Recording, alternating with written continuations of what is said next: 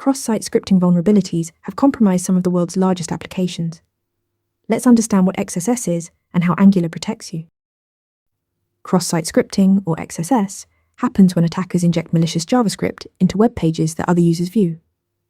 There are three main types. Stored XSS saves the malicious script in a database, reflected XSS includes it in URL parameters, and DOM-based XSS manipulates the page's DOM directly.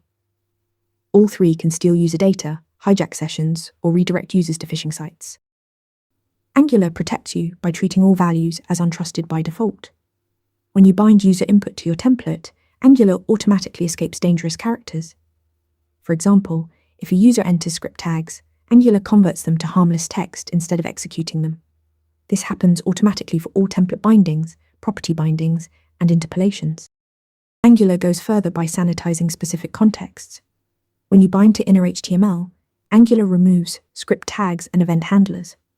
When you bind to style properties, it blocks JavaScript expressions. For URL bindings, it prevents JavaScript colon schemes. And for resource URLs, it only allows trusted protocols. This multi-layered approach catches attacks that simple escaping would miss. Sometimes you need to include trusted HTML, like rendering rich text from a CMS. For these cases, Angular provides the DomSanitizer service with bypass methods.